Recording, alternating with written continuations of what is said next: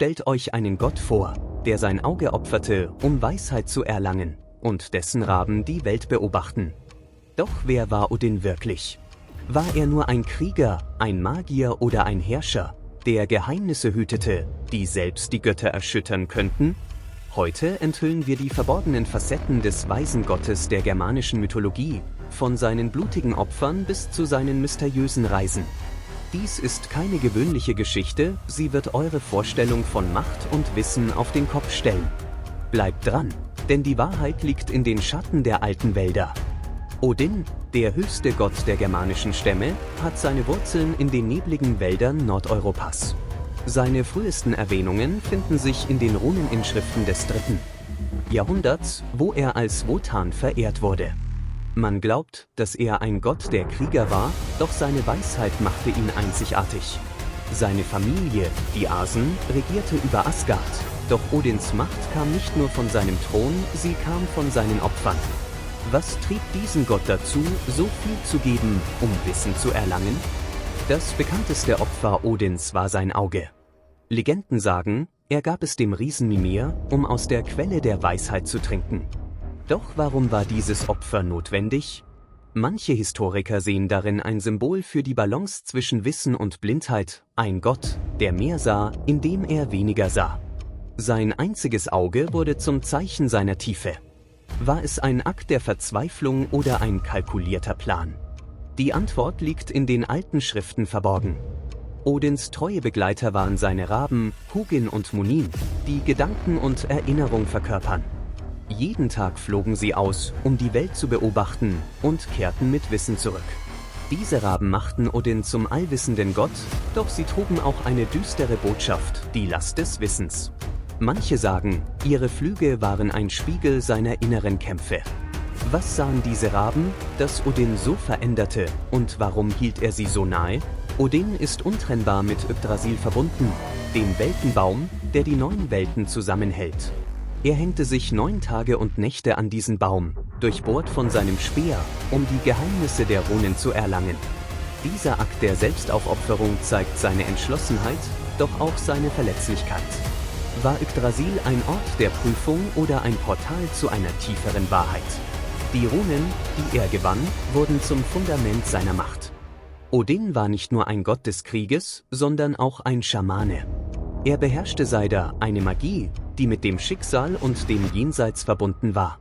Seine Krieger, die Berserker, verehrten ihn als Führer in der Schlacht, doch seine magischen Rituale machten ihn zum Mystiker. Dieser Dualismus, Krieger und Weiser, definiert ihn. Wie beeinflusste diese Kombination seine Rolle in der Mythologie und warum zog er beide Welten an? Odin herrschte über Valhalla, den Saal der Gefallenen, wo die tapfersten Krieger als ein Heerjahr nach dem Tod eintraten. Diese Krieger trainierten für Ragnarök, das Ende der Welt, wo Odin selbst kämpfen würde. Doch Valhalla war mehr als ein Kriegslager, es war ein Symbol für Ehre und Opfer. Warum schuf Odin diesen Ort? Und was sagt er über seine Vision der Nachwelt? Die Antwort liegt in den epischen Schlachten der Vergangenheit. Ragnarök, das Schicksal aller Götter, war Odins größte Sorge. Er wusste, dass er gegen den Wolf Fenrir kämpfen und sterben würde, doch er bereitete sich vor. Seine Prophezeiungen, überliefert durch die Seherin, malten ein Bild von Zerstörung und Erneuerung. War dies ein Fluch oder ein Zyklus der Wiedergeburt?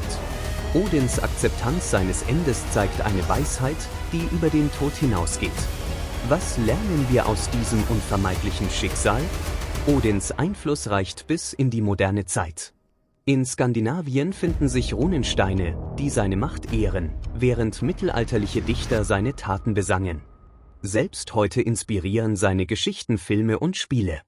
Der Mittwoch, Wodans Tag, trägt seinen Namen. Wie hat dieser Gott die Kultur geprägt und warum bleibt er relevant? Die Antwort liegt in den Überresten alter Tempel. Odins Beherrschung von Seidr, einer schamanistischen Magie, war einzigartig. Diese Kunst erlaubte ihm, das Schicksal zu sehen und mit den Toten zu sprechen.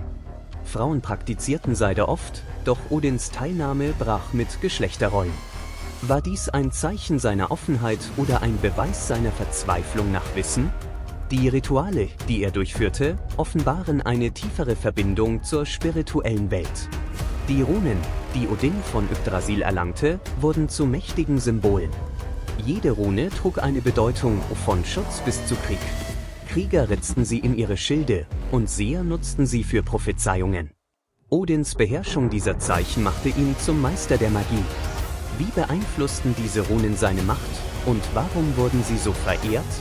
Die Antwort liegt in ihren alten Schnitzereien.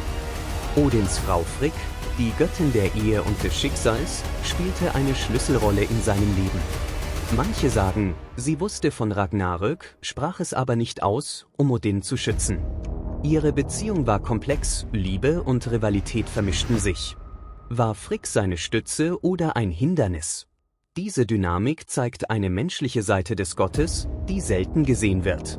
Archäologische Funde stützen Odins Existenz. In Schweden wurden Statuen mit einem Auge und Raben gefunden, die auf den 5.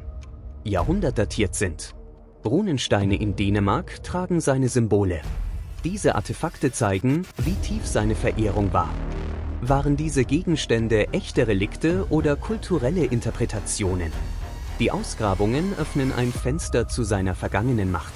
In kleinen nordischen Dörfern gibt es eigene Geschichten über Odin. Eine Erzählung spricht von einem Wanderer, der Wissen gegen ein Opfer tauschte, wie Odin es tat. Eine andere beschreibt einen Raben, der ein Dorf vor einem Sturm warnte. Diese lokalen Überlieferungen zeigen seine Vielseitigkeit. Welche dieser Geschichten könnte seine wahre Natur enthüllen? Und wie spiegeln sie die Region wider? Odins Suche nach Weisheit stellt tiefgreifende Fragen. War sein Opfer ein Akt der Selbstlosigkeit oder Eitelkeit? Seine Akzeptanz von Ragnarök zeigt eine Philosophie des Loslassens. Philosophen sehen in ihm einen Spiegel der menschlichen Suche nach Bedeutung. Wie reflektiert seine Reise eure eigenen Werte? Und was lehrt sie über das Leben?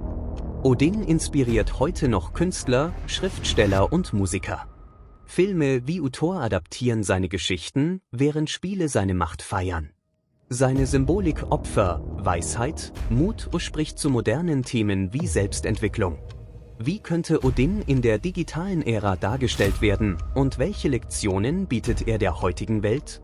Odin, der weise Gott der germanischen Mythologie, war mehr als ein Krieger, er war ein Symbol für Opfer, Wissen und Schicksal.